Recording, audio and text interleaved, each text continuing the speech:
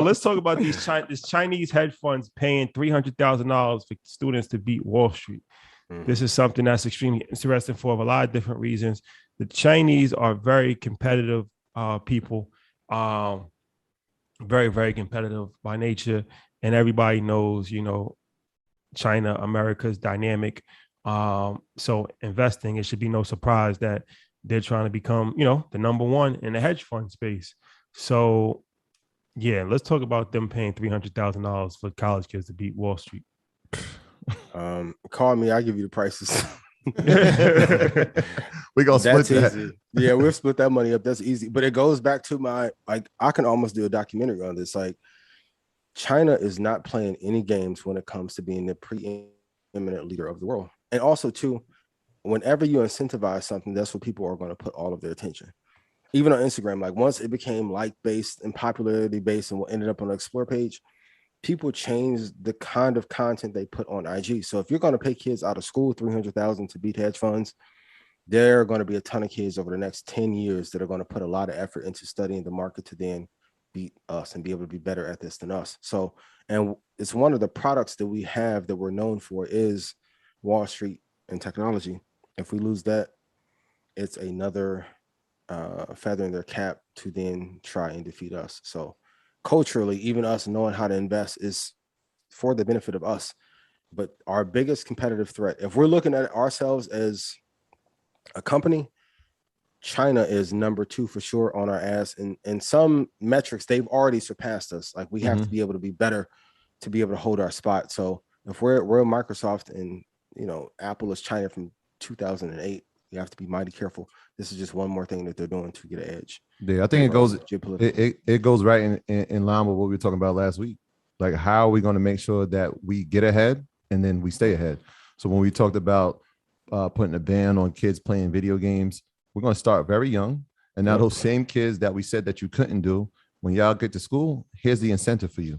But the crazy thing about it is like, what is Jay Electronica, one of the greatest lyricists of all time, for all you pure hip hop heads. Oh my God. For all you hip hop heads that's attacking me in the comments. They bashing you? Yeah. Oh yeah. Jay Electronica is one of my favorites of all time. That's not debatable. We're not having a debate about it. But he said something that was very poignant. He said, familiarity doesn't breed something, just contempt. It doesn't breed praise, just contempt, something like that.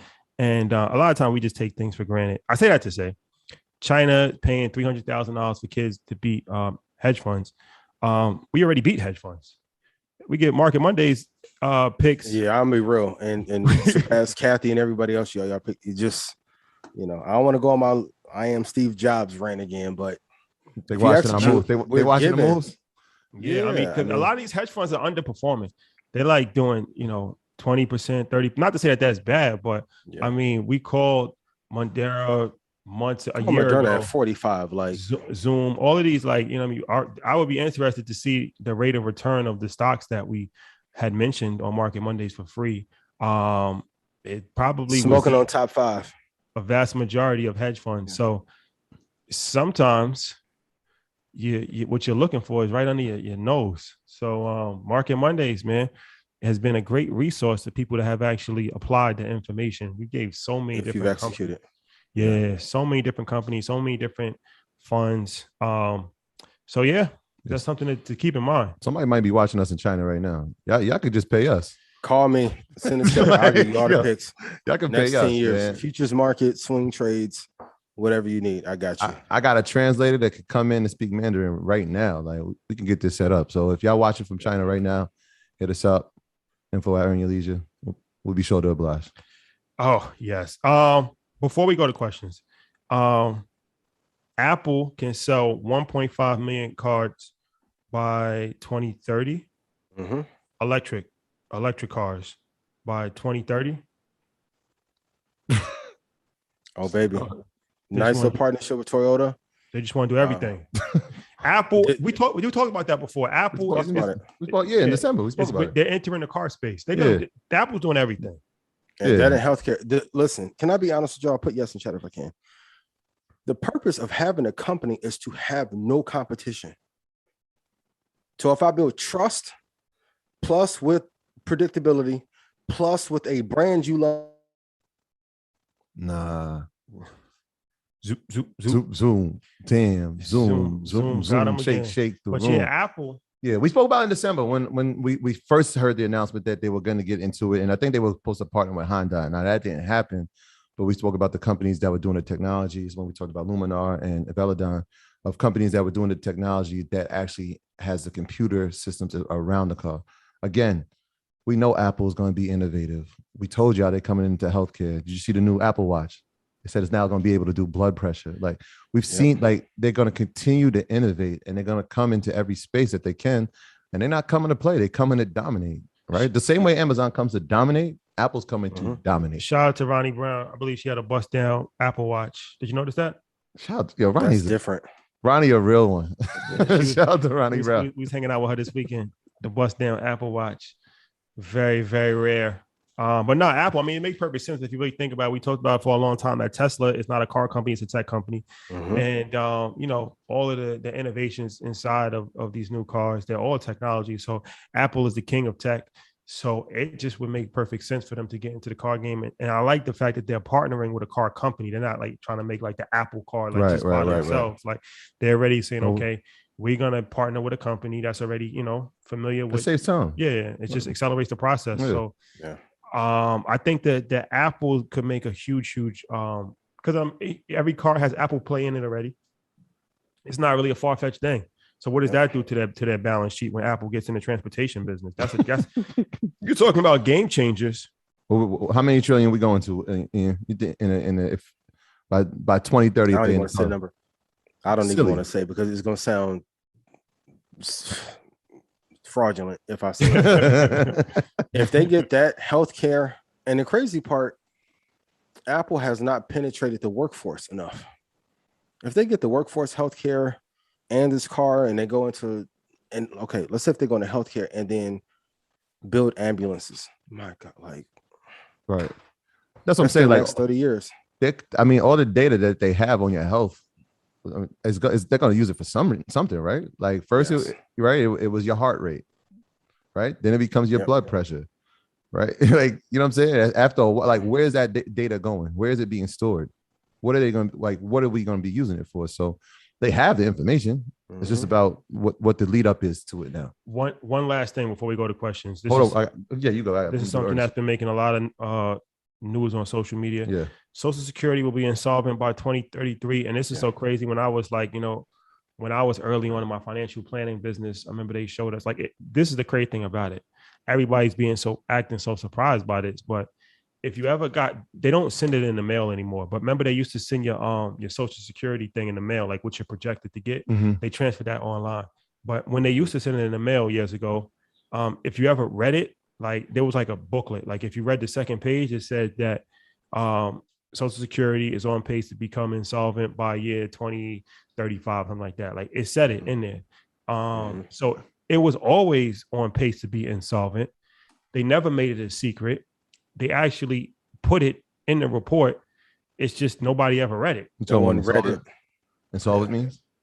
It's when it's over. It's over. Done. So it was already on pace to be insolvent by 2034, I believe. But with Corona and all of the money that was spent by the government, it just kind of accelerated it. So now it's 2033. So, of course, there will probably be some bridges that will be, you know, how the government works. They can just always print up some more money. But as it stands right now, Social Security will be insolvent by 2033. So, Bob. Oh, no, they moved it up. You're right. You're right. Whether that gets bridged or whether it gets, regardless of the fact, you should not be relying on the government for your retirement. If you're relying on the government for your retirement, you are doing yourself a tremendous disservice. This is why we talk about other government-sponsored retirement plans that you can use, like an IRA, like a Roth IRA, like a SEP IRA. These are things that you can get, you know, tax benefits from, government tax benefits from when you know, time to pay your taxes or take the money out in the case of the Roth IRA. But if you are relying on the government to give you a blanket in retirement, then like I said, you're going to be in for a big surprise. So what do you guys think about this news of 2033? My grandmother told me in 1999, We've sold parts of our country that we'll never be able to get back. And she told me 99 that Social Security probably will run about 2020. So I'm not surprised about that. The lesson for everyone here is you cannot depend on any other entity other than yourself for your financial freedom. That's it. No one cares about your freedom more than you. If you've ever been in a hurricane, any disaster area that needed relief, blessings and love to everybody in New Orleans. And when I was here, when it happened in Houston, it's not anyone else's job to take care of you and your family. Like, I hate to say it, like most countries, entities, even the businesses you guys work for, they don't care. They do not care. We saw it last year. Like, how many of you got sick last year or had family that was sick and you was like, yo, I need 2 weeks off? They were like, I'm going to let you off.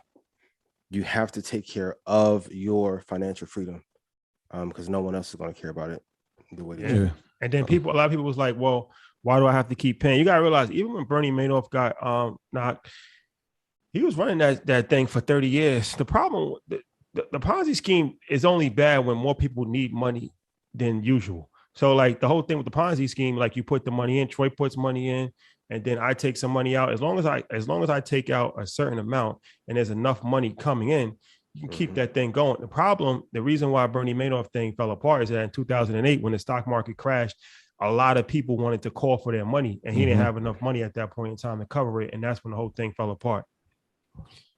Social Security, more and more people are living now longer. Yeah. Yes. So now, you're still paying for it, but more money is being taken out than what's coming in.